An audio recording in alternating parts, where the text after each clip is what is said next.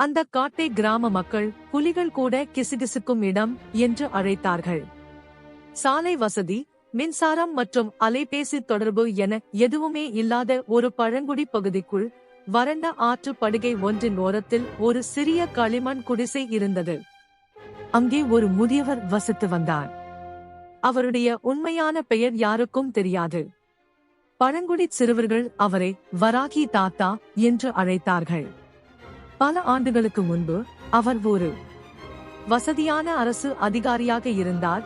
பெரிய வீடு, விலை உயர்ந்த கார்கள் மற்றும் உயர்ந்த பதவியை வகித்தவர் அவர். ஒரு நாள் ஆழ்மனதின் உந்துதலால் வேலையை ராஜினாமா செய்துவிட்டு தன்னிடம் இருந்த அனைத்தையும் கொடுத்துவிட்டு காட்டிற்குள் சென்று மறைந்து விட்டார்.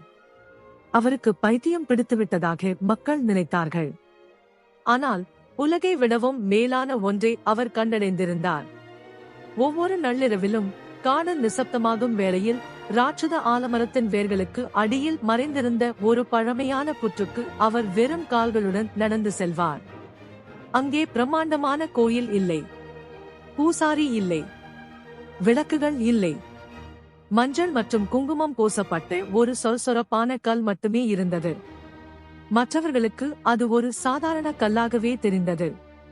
அவரை பொறுத்தவரை அது அன்னை வராகி. 12 ஆண்டுகளாக ஒரு இரவு கூட அவர் அதை தவறவிட்டதில்லை. மழை, புயல், பாம்பு கடி, மலேரியா, கடுமையான காய்ச்சல், எதுவும் அவரை தடுக்கவில்லை. சில இரவுகளில் அவர் உணவு உண்டார், பல இரவுகளில் உண்ணவில்லை. சில வாரங்கள் அவர் எந்த மனிதரிடமும் பேசவே இல்லை. சூரிய அஸ்தமனம் முதல் சூரிய உதயம் வரை அவர் அசையாமல் அமர்ந்திருப்பதை பழங்குடி மக்கள் அடிக்கடி பார்த்திருக்கிறார்கள். அவரது உடல் மெலிந்து போனது, தாடி மார்பு வரை வளர்ந்திருந்தது. ஆனால் விசித்திரமாக ஒவ்வொரு ஆண்டும் அவரது கண்கள் இளமையாக தெரிந்தன. ஒரு பருவமழை இரவில் பழங்குடி இனத்தைச் சேர்ந்த ஒரு வேட்டைக்கார இளைஞன் ஓடி வந்தான். தாத்தா, காட்டு பன்றிகள் எங்கள் பயிர்களை அழித்துவிட்டன. எங்களிடம் எதுவும் மிஞ்சவில்லையோ? அந்த முதியவர் மென்மையாக புன்னகைத்தார். அவற்றிற்கும் பசிக்கும் தானேயோ? வேட்டைக்காரனுக்கு கோபம் வந்தது. எங்கள் குழந்தைகள் பட்டினியால் வாடுகிறார்கள். முதியவர் எழுந்து நின்றார்.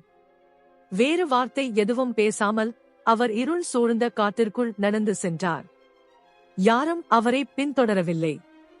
அவர்களுக்கு விருப்பம் இல்லாததால் அல்ல, மாறாக அனுபவம் வாய்ந்த வேட்டைக்காரர்கள் கூட அந்த பகுதிக்கு செல்ல அஞ்சினார்கள். அங்கே கரடிகள், சிறுத்தைகள் மற்றும் காட்டு பன்றிகள் நிறைந்திருந்தன.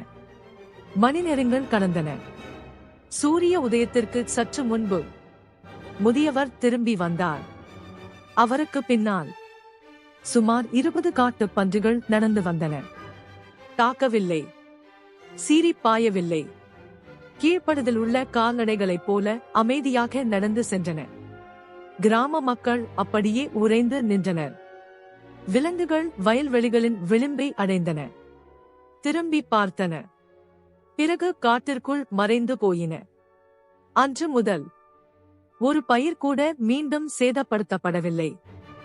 என்ன நடந்தது என்று விளக்குமாறு கிராம மக்கள் அவரிடம் கெஞ்சி கேட்டனர். அவர் புன்னகைத்தார் மட்டுமே. இயற்கையை உங்கள் எதிரியாக கருதுவதை நீங்கள் நிறுத்தும்போது இயற்கை அதை நினைவில் கொள்கிறது. பல ஆண்டுகளுக்கு பிறகு ஆர்வமுள்ள ஒரு இளைஞன் அவரிடம் கேட்டான், தாத்தா, நீங்கள் அன்னை வாராகியை பார்த்திருக்கிறீர்களா? அந்த முதியவர் மெல்லச் சிரித்தார். நான் ஆம் என்று சொன்னான். உன் அகங்காரம் அதே தரிசனத்தை பெற விரும்பும். நான் இல்லை என்று சொன்னான். இத்தனை ஆண்டுகளும் வீணாகிவிட்டதாக நீ நினைப்பாய். அதனால் நான் உனக்கு வேறு ஒன்றைச் சொல்கிறேன். அவர் காட்டை கை நீட்டிக் காட்டினார்.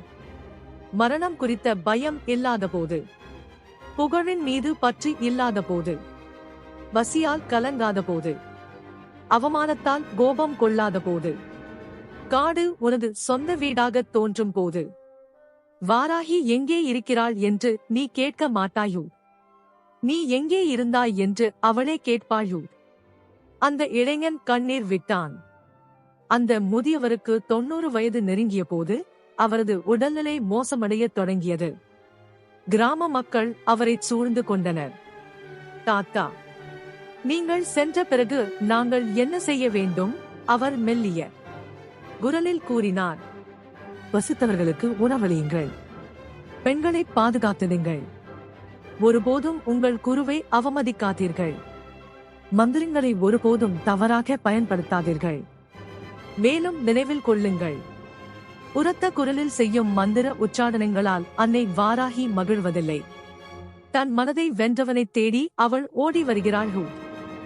இவைதான் அவரது இறுதி வார்த்தைகள். அவர் கண்களை மூடிக்கொண்டார். காடு வழக்கத்திற்கு மாறாக அமைதியானது. பறவைகள் கூட பாடுவதை நிறுத்தின.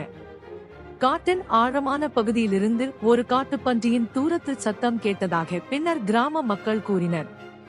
ஒரே ஒரு முறை மட்டும் அன்னையின் பக்தரை தன் இருப்பிடத்திற்கு அழைத்துச் செல்ல யாரோ வந்தது போல. அந்த ஆலமரத்தடியில் இருந்த சிறிய திறந்த வெளியில் முன்பு ஒரு சாதாரண கல் மட்டுமே இருந்த இடத்தில் பழங்குடியினர் பிரமாண்டமான கோவிலை எதுவும் கட்டவில்லை. அவர்கள் ஒவ்வொரு இரவும் அங்கு சிறிதளவு மஞ்சள், சில காட்டு மலர்கள் மற்றும் ஒரு கைப்பிடி அளவு சமைத்த சாதத்தை வைப்பதை மட்டும் வழக்கமாக கொண்டிருந்தனர். ஏனெனில் அவர்கள் நம்பினார்கள், சில தெய்வீக சன்னதிகள் சுவர்களுக்குள் அடைத்து வைக்க முடியாத அளவுக்கு புனிதமானவை என்று.